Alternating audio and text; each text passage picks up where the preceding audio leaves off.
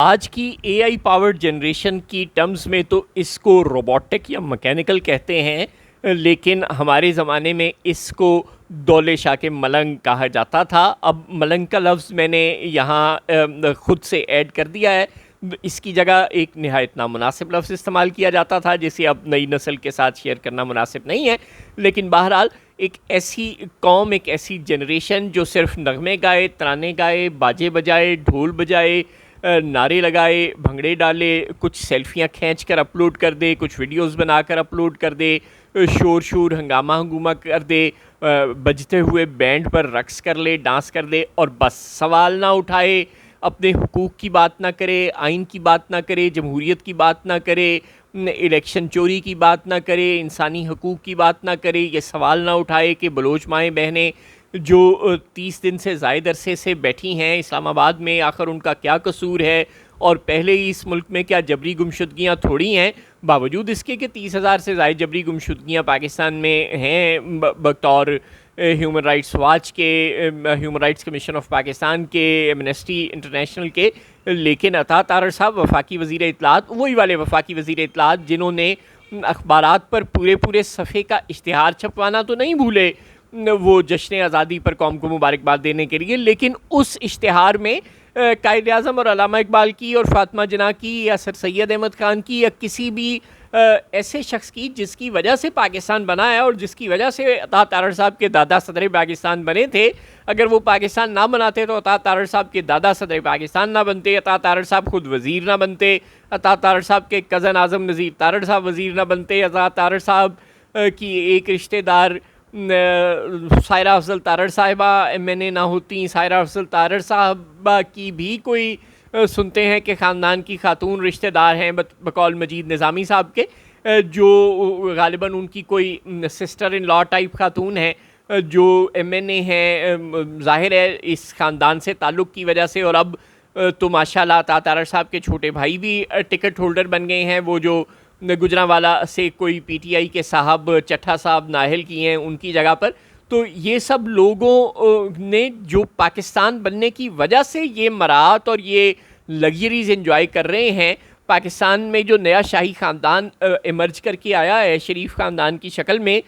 उसके वफ़ादार होने के तोफ़ैल ये पूरे का पूरा ख़ानदान आज अगर पाकिस्तान में हुकूमत के अहम पिलर्स पर मौजूद है, तो इसकी वजह यह है कि कायद आज़म और अल्लामा इकबाल ने पाकिस्तान बनाया था, सर सैयद अहमद ख़ान ने, फातिमा जना ने और न जाने किन किन लोगों ने पाकिस्तान के तवील सफ़र में, मुसलमानों के तवील सफ़र में ब्रिटिश इंडिया के ज़माने में कुर्बानियाँ दी थी। अगर उन्होंने ये सब कुछ ना किया होता तो आज पाकिस्तान ना बना होता। लेकिन अता तारड़ साहब की वफाकी वज़ीर इत्तलात साहब की जो वजारत है, वफाकी वजारत इत्तलात, वो यकीनन भूल गई होगी कि कायद आज़म और अल्लामा इकबाल नाम के कोई बंदे भी हैं। चुनांचे लेकिन वो आसिम मुनीर साहब की और दीगर सर्विस चीफ्स की तस्वीर देना, और ज़ाहिर है शहबाज शरीफ, नवाज़ शरीफ और मरीम नवाज़ की तस्वीर देना बिल्कुल नहीं भूले। वो तस्वीर उन्होंने पूरे फ्रंट पेज के इश्तिहार पर छपवा दी हैं और ये बता दिया है कि कौम को जश्न आज़ादी मुबारक, जहाज़ों की तस्वीरें बना दी हैं और पाक फ़ौज जिंदाबाद का नारा तो ज़ाहिर लगाना ही होता है। ये सब कुछ उन्होंने कर दिया है। ये वाले अता तारड़ साहब अगले रोज़ मोहम्मद मालिक साहब के साथ एक TV टॉक शो में बैठकर फरमा रहे थे कि सिर्फ 2000 के करीब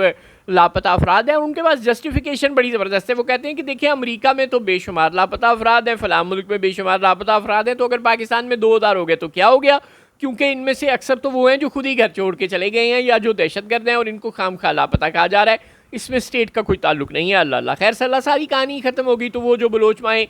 30-31 दिन से बैठी हैं, वो तो फिर ज़ाहिर है इंडियन एजेंट हुई ना, दहशतगर्द हुई, या चलें अफ़गान एजेंट कह लें, तालिबान एजेंट कह लें, TTP की एजेंट कह लें, BLA की एजेंट कह लें, मजीद ब्रिगेड की एजेंट कह लें, मारंग को भी इन्हीं में से किसी की एजेंट कह लें। तो ये जो लोग भी सवाल उठाएं, ये हमें नहीं चाहिए। हमें दौले शाह के एजेंट या जदीद टर्म्स में रोबोटिक लोग, मैकेनिकल लोग चाहिए जो सिर्फ नारे लगा सकें, गाने गा सकें और जो हर रोज़ ISPR नया नगमा जारी करता है उसकी धुनों पर नाच सकें। बस इसके अलावा हमें और कोई नहीं चाहिए, कुछ सवाल उठाने वाला नहीं चाहिए। जो भी सवाल उठाएगा उसके लिए अब नया कानून ले आई है अता तारड़ साहब की हुकूमत। बड़ा ही ज़बरदस्त कानून है। अता तारड़ साहब के कज़न आज़म नज़ीर तारड़ साहब ने यह कानून पार्लियामेंट में इंट्रोड्यूस करवाया है, जिसके मुताबिक अब 90 दिन तक आप बग़ैर कोई वजह बताए किसी पर शक ज़ाहिर करके कि ये दहशतगर्द है, इसको आप कैद रख सकेंगे, जेल में कैद कर सकेंगे, गायब रख सकेंगे। पहले ही लापता अफराद और जबरी गुमशुदगियों का एक तवील सिलसिला मौजूद था और पुलिस और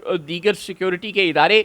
कौन कौन से काले कवानीन के हवाले देकर उनको पकड़ लेते थे। कभी पीका एक्ट, कभी एंटी टेररिज्म एक्ट और न जाने कौन कौन सा एक्ट जिसके तहत लोगों को दहशतगर्द करार दे दिया जाता था, चाहे वो मुल्क का साबिक वज़ीर आज़म इमरान खान हो, चाहे वो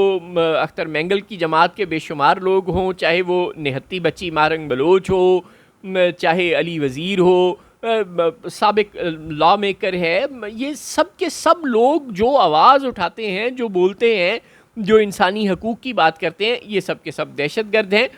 इनको मज़ीद काबू करने के लिए, इन तमाम दहशतगर्दों को मज़ीद काबू करने के लिए अब 90 दिन से ज़ायद अरसा तक बग़ैर कोई वजह बताए कोई भी सिक्योरिटी फोर्सेस के इदारे, एसपी रैंक का अफसर या इसी तरह इसी के एसपी के हमपल्ला दीगर इदारों के जो अफसरान हैं वो मिलकर बैठेंगे, इंटेलिजेंस के, पुलिस के, FIA के वगैरह वगैरह के, और वो मिलकर फैसला कर लेंगे कि ये भी दहशतगर्द है, ये भी दहशतगर्द है, ये मलिक अहमद बच्चर, ये उमर अयूब, ये तारड़ तो नहीं, ज़ाहिर हो ही नहीं सकते, ये PTI और BYC के सारे लोग, अख्तर मैंगल की जमात के सारे लोग, महमूद अचकज़ई की जमात के सारे लोग, ये जो भी हमारे सामने दुम नहीं हिलाता, ये सब के सब दहशतगर्द हैं। अल्लाह अल्लाह खैर सल्ला। तो इस तरह के कवानीन अब सुबह दोपहर शाम बनाए जा रहे हैं और ज़ाहिर है हैट्स ऑफ टू या अफरीदी साहब की सुप्रीम कोर्ट जो 26वीं आईनी तरमीम को जिसने तहफ़्फ़ुज़ दिया, हैट्स ऑफ टू काजी फ़ायज़ ईसा साहब जो अचानक बिलावल भुट्टो साहब को फिर याद आ गए हैं और उन्हें याद आ रहा है कि मेरी तो ख्वाहिश थी कि हम आईनी अदालत बनाते और उसकी सरबराही हम काजी फ़ायज़ ईसा साहब को देते क्योंकि वो बड़े अच्छे जज हैं। तो इस ईयर में शायद कौम को ये बताना चाह रहा हो कि काजी फ़ायज़ ईसा कुछ देर के लिए गए हैं, पके नहीं गए। हो सकता है कि वो आजकल ज़रूर बैरून मुल्क मुकीम हैं, मुबैना तौर पर वो वापस आएँ अचानक और 27वीं आईनी तरमीम के बाद, एन एक कमले नहीं हैं कि पहले आएँ, 27वीं आईनी तरमीम के बाद जहाँ भी वो छुपे हुए हैं वह अपने बिल में से बाहर निकलें और आईनी अदालत के सरबराह के तौर पर हलफ उठा लें। वैसे तो अमीदुद्दीन खान साहब के हक़ पर डाका पड़ जाएगा, वो भी रिटायर होने वाले हैं अक्टूबर नवंबर में, लेकिन बहरहाल कुर्राए फ़ाल किसी भी काजी फ़ायज़ ईसा, किसी भी अमीनुद्दीन टाइप जज के नाम निकल सकता है। और ये जो हम लोग सोच रहे हैं कि जो 27वीं आईनी तरमीम लाई जा रही है हम लोगों की आज़ादी के जश्न को दोबाला करने के लिए, इसमें सिर्फ अदालत से मुतल्लिक मामलात होंगे जो 26वीं आईनी तरमीम में नकाइस रह गए थे, जो मौलाना फजलुर रहमान की ज़िद की वजह से सिर्फ आईनी बेंच बना, आईनी अदालत ना बन सकी। ये सारे ख्वाब अब शर्मिंदा ताबीर किए जाएंगे और ये जो बात है कि जज की कॉन्सेंट हो तो उसका ट्रांसफ़र किया जाए, वो मसाइल हल किए जा सकेंगे। और जस्टिस बाबर इफ्तिखार, सुमन रिफत इम्तियाज़ और ये तमाम जजेस जो अभी भी नाफरमान हैं और मुख्तलिफ़ हाई कोर्ट्स में मौजूद हैं, इन सब को, किसी को बलोचिस्तान, किसी को पेशावर, किसी को लाहौर, किसी को सिंध हाई कोर्ट में फेंक दिया जाएगा, उनकी कॉन्सेंट वाली शिक भी ख़त्म कर दी जाएगी और बस बात यहीं रहेगी। तो ऐसा नहीं होने वाला। आप मत भूलें कि पंजाब, मगरबी पंजाब को अलग सूबा बनाने का बिल भी पार्लियामेंट में पेश हो चुका है। आप मत भूलें कि मौलाना फजलुर रहमान साहब साबिक फ़ाटा को भी एक अलग सूबा या एक दोबारा उसका फ़ाटा वाला स्टेटस बहाल करने की बात करते रहते हैं। तो ये वाली बातें भी यकीनन 27वीं आईनी तरमीम में आएंगी। आप मत भूलें कि एक हाजिर सर्विस अफसर को जो महकमा दाखिला का, हाजिर सर्विस जर्नैल को महकमा दाखिला का अगर एडिशनल सेक्रेटरी बनाने की बात हो रही है तो फिर कल को एक हाजिर सर्विस